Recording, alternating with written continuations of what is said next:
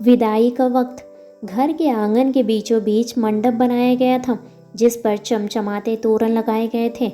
मंडप के चारों कोनों पर मिट्टी के 7 कलश एक के ऊपर एक रखे गए थे, जो अलग अलग रंगों से सजे हुए थे। घर के बाहरी हिस्से में जगमग करती रंग बिरंगी लाइटें लगी थीं। यूं समझ लीजिए पूरे घर को दुल्हन की तरह सजा दिया गया था। राधा चाहती थी श्रेया की शादी में हल्दी, मेहंदी, संगीत से लेकर विदाई तक हर रस्म घर में ही हो, इसलिए उन्होंने केवल रिसेप्शन के लिए ही हॉल बुक करवाया था। गीत संगीत के साथ ही शादी की रस्में शुरू हो गई। राधा भाग भाग कर सारे काम अपनी निगरानी में करवा रही थी। वह नहीं चाहती थी श्रेया की शादी में किसी भी तरह की कोई भी कमी रह जाए। इस भीड़ भाड़ और खुशी के माहौल में भी ना चाहते हुए कभी कभी राधा की आंखें छलक जाती। श्रेया भी हल्दी मेहंदी लगे हाथों से कभी राधा के लिए दवाइयाँ तो कभी पानी लेकर आती और कभी राधा से लिपट कर कहती, माँ अब बस भी करो, सुबह से दौड़ रही हो, थोड़ा आराम कर लो।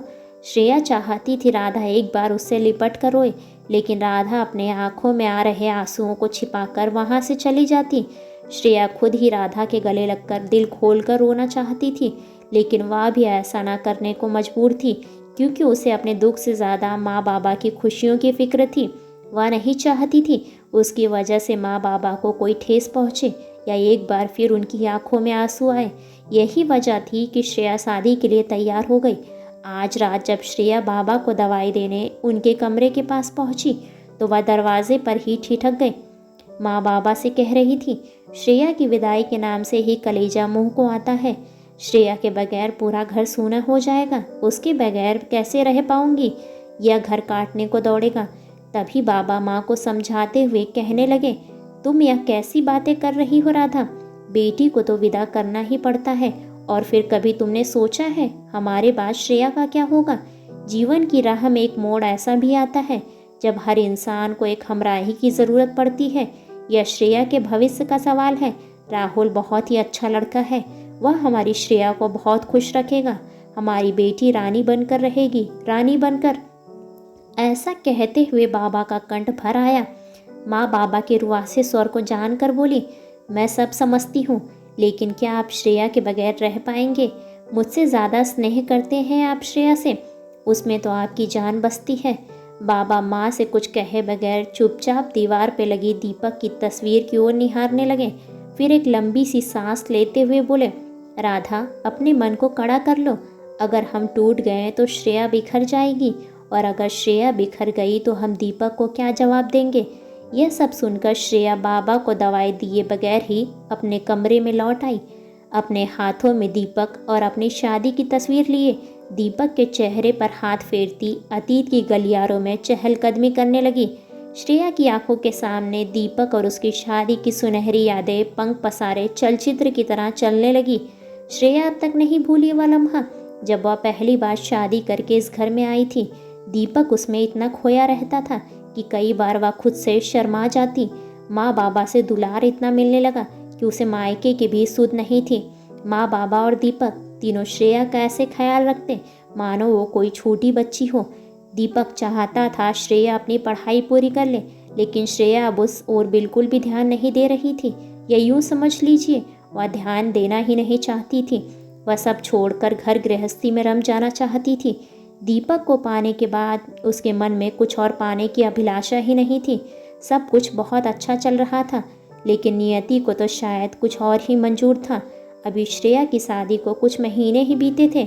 उसके हाथों में रची मेहंदी का रंग भी नहीं उतरा था कि एक रोड एक्सीडेंट में दीपक की मौत हो गई और पलक झपकते ही खुशियों के सारे पल फना हो गए। दीपक के जाते ही लोगों के देखने का नज़रिया ही बदल गया। लोग तरह तरह की बातें बनाने लगे। कुछ लोग कहने लगे, इसके पैर पड़ते ही घर का चिराग बुझ गया। जिस श्रेया को कल तक घर की लक्ष्मी कहा जा रहा था, आज उसे अशुभ की संज्ञा दी जाने लगी।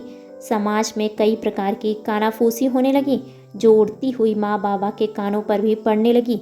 इन बातों से माँ विचलित हो उठती तो बाबा उन्हें शांत कराते, लेकिन कभी श्रेया को इस बात का आभास नहीं होने देते। दीपक की मौत के बाद श्रेया के जीवन में सब कुछ बदल गया था। नहीं बदला था तो केवल श्रेया के प्रति माँ बाबा का प्यार। वो आज भी उससे उतना ही प्यार करते थे, बल्कि पहले से भी ज़्यादा करने लगे थे। माँ तो श्रेया को पल भर के लिए भी अकेला नहीं छोड़ती। इसी बीच एक दिन श्रेया के माँ बाप उसे लेने पहुँचे तो बाबा हाथ जोड़कर उनसे कहने लगे, श्रेया आपकी अपनी बेटी है, आप जब चाहे उसे ले जा सकते हैं। दीपक हमारे घर का चिराग था और अब श्रेया ही इस अंधियारे घर की ज्योति है, लेकिन फिर भी आप श्रेया को अपने साथ ले जाना चाहें तो हम रोकेंगे नहीं। यह सब सुनने के बाद श्रेया के माता पिता उसे अपने साथ लिए बगैर ही लौट गए। श्रेया ने मुस्कुराना ही छोड़ दिया था। तभी एक दिन बाबा श्रेया के सिर पर हाथ फेरते हुए बोले, श्रेया तुम अपनी अधूरी पढ़ाई पूरी कर लो, व्यस्त रहोगे तो तुम्हारा मन भी लगा रहेगा। और फिर दीपक की भी तो यही इच्छा थी। श्रेया भी मान गई और उसने अपनी पढ़ाई फिर से शुरू कर दी। धीरे धीरे श्रेया की ज़िंदगी फिर से मुस्कुराने लगी। पढ़ाई पूरी होते ही बाबा ने अपनी टेक्सटाइल इंडस्ट्रीज़ को कार्यभार श्रेया को सौंप दिया ताकि वह व्यस्त रहे। श्रेया ने भी इंडस्ट्री के सभी काम ऐसे संभाल लिए जैसे दीपक ने संभाल रखा था।